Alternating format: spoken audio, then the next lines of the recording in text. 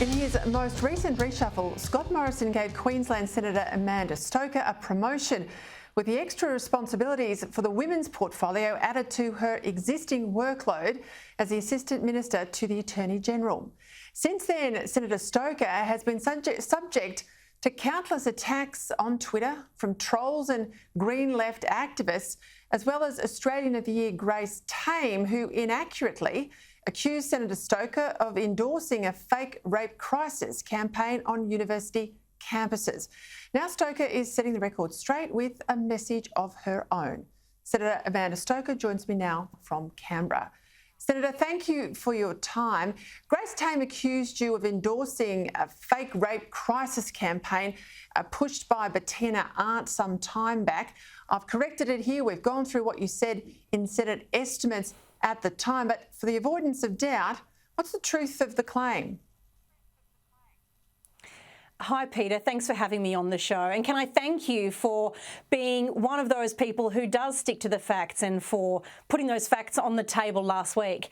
The fact is, I'm someone who has always fought for free speech. And so when universities were engaging in deplatforming practices so that students weren't being exposed to ideas that might confront their pre-existing worldview, then I tried to point out how important it is to be exposed to differences of opinion in order to enhance the learning experience. Iron sharpens iron, and sometimes you've got to be exposed to different thinking in order to be able to solve the problems that we'll face as a nation into the future.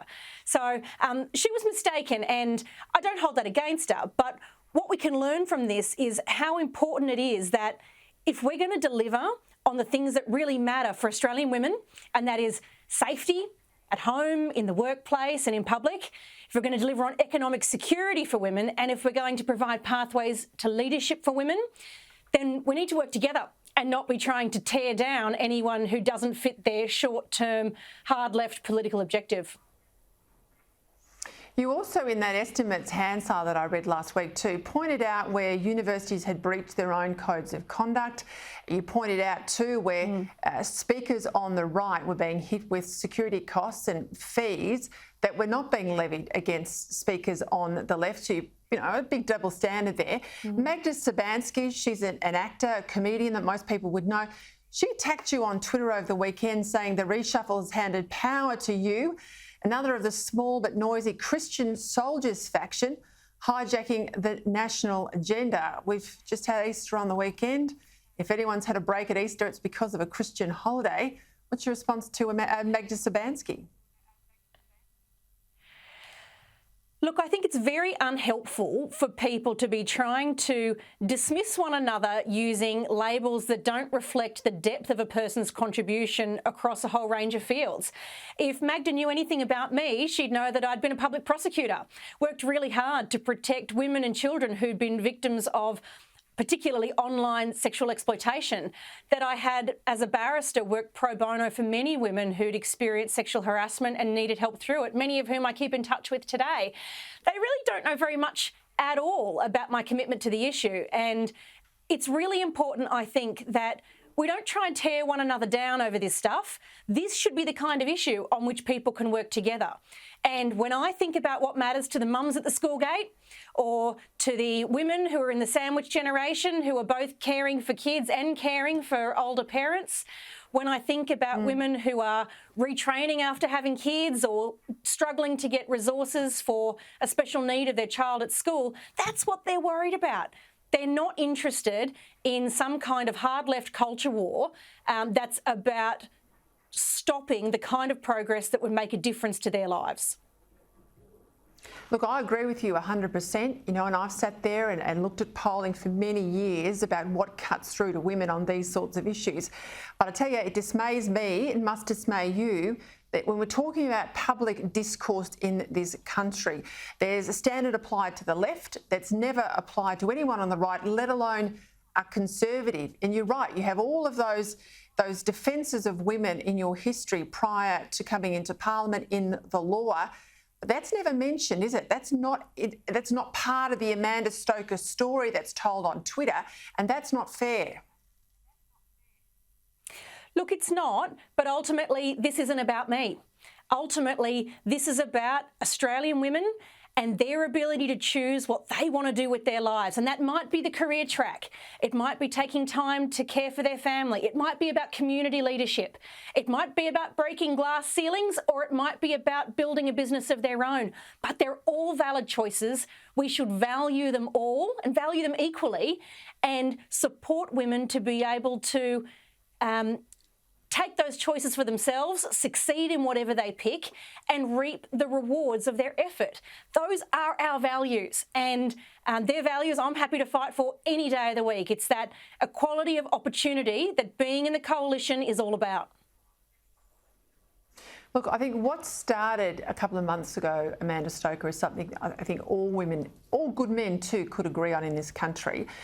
More equality and a fairer deal for female staff in particular at Parliament House, and it morphed into other things. But absolutely now I see this as sharp partisan lines, and a front that some of the left see is a good way to attack the Prime Minister. You had the meeting of the first ministerial task force for women today. This is where I guess the government, rubber hits the road, where you can make practical differences in the lives of women beyond the political posturing. What do you want to achieve?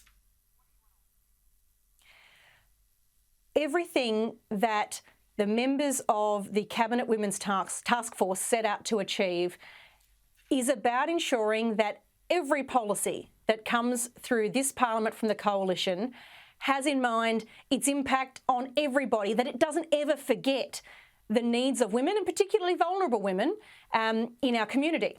Now, that means we've got important work to do. We'll be dealing with the Respect at Work report very shortly, which will deal with the practical ways we can improve women's experience in the workplace when it comes to sexual harassment. But there's important work to be done to make sure that women are getting the help and support they need in situations of domestic violence, and indeed men. That's just as serious when it occurs. There's important work to do to make sure that women at all stages of life have the tools they need to understand their finances, to secure themselves and their families financially. This is real empowerment, and it fits very well with this government's very good but often not championed record in this space. We've invested more than $1 billion in women's safety since 2013. We established special centres for women to get wraparound services for domestic violence. We have reduced the gender pay gap for those who are people who follow it from around 18% under the Julia Gillard government down to 14% under this government. We've achieved record women's workplace participation. There's a lot to be proud of when it comes to the Coalition's service of the interests of Australian women. And so we need to not rest on our laurels, we need to build on that work, but we've got a really good agenda that's all about the respect and dignity and justice for women that comes from them having the kind of equality of opportunity they deserve. I tell you, I know you've just set up this task force, but I live in hope that I'll be alive to see it disbanded, that we no longer have a women's minister, that we no longer have a women's portfolio. I guess that's the ultimate statement that we're about where we need to be when all of those go. But good luck. You're clearly doing the right thing, Amanda Stoker, if you're unsettling the usual suspects. Thank you for your time tonight. Thank you.